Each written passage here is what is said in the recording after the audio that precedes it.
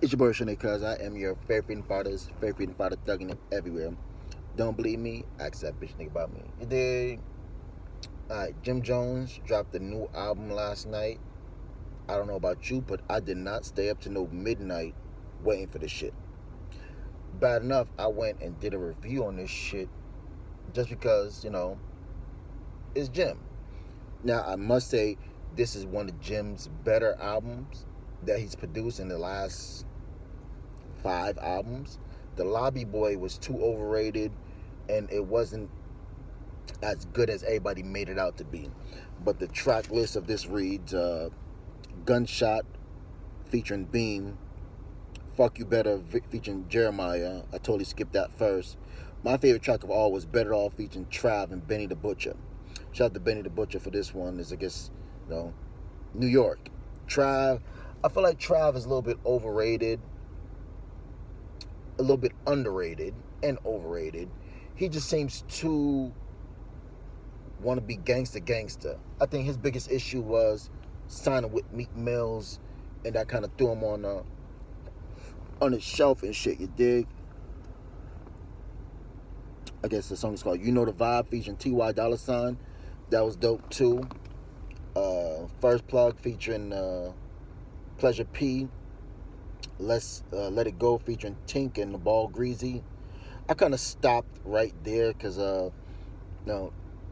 Jim voice to me is like, and I don't want to say this because it's not true, but it's like an uncasa. It starts off, you vibe to the shit and just gets boring after a while. Uncasa starts like that.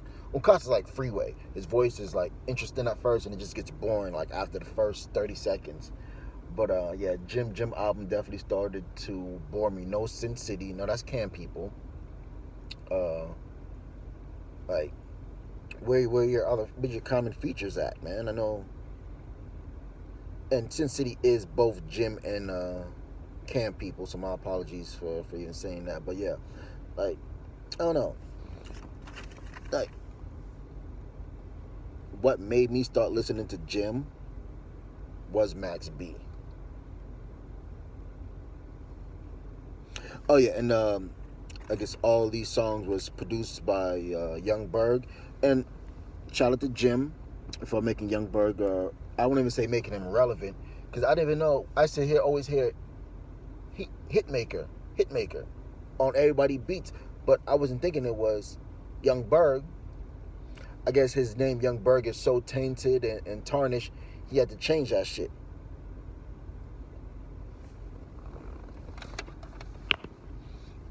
I'm like, why is Math Hoffa interviewing this weirdo ass nigga?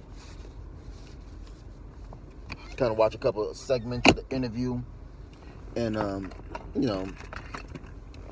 he's having to clear his name now that he's back in the public eye and everybody knows the hit maker. Because I always thought they were saying heat makers, like heat makers, Dipset, Bronx. I mean, like, thought it was heat makers. It's hit maker. He's a hit maker. Got it. But yeah, watching his I guess my expert opinion podcast episode with Math Hoffa. He spoke about a couple different things. Of course, he spoke about the trick situation. Now, I guess Jim was one of the few people that got away, allegedly, from the trick situations, and with him linking up with Youngberg, hitmaker, he's probably feeling some kind of way to like stand behind Jim and like bravely talk about the situation. And before we even get to the trick situation, let's talk about him and Mano.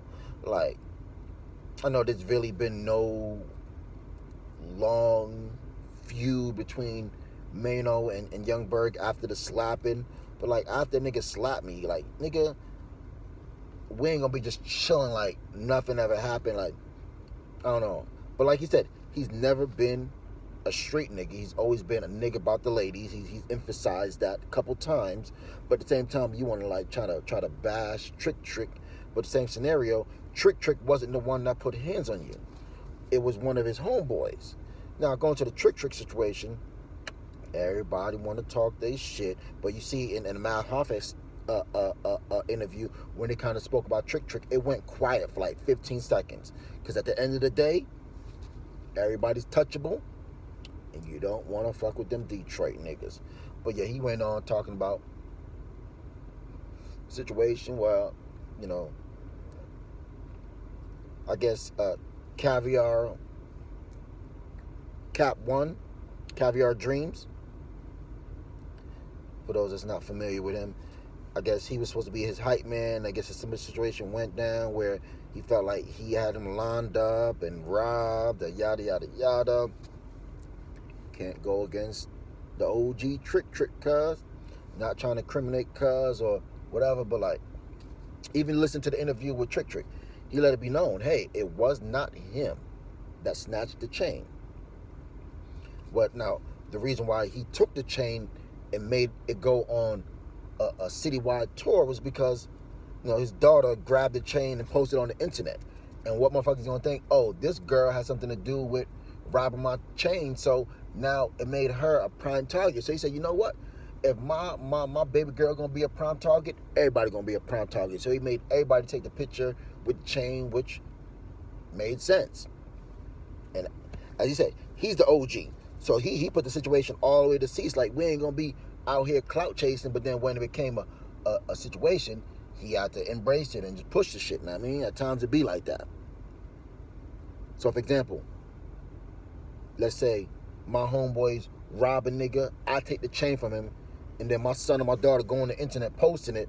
It looked like the affiliation between me and my child has something to do with the chain. So now I gotta let my homies post to make it seem like everybody got it. So it can't just be my baby girl or my baby boy that's a target. You dig? And I respect that.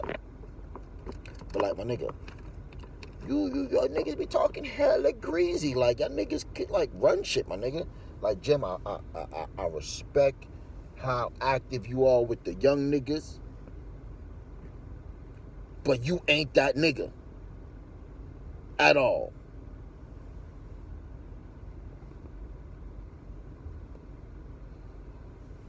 Back to this music shit. But yeah, like Mal Hoffa, he just willing to like interview anybody that's trending. I ain't mad at you. That's no matter how you want to look at it.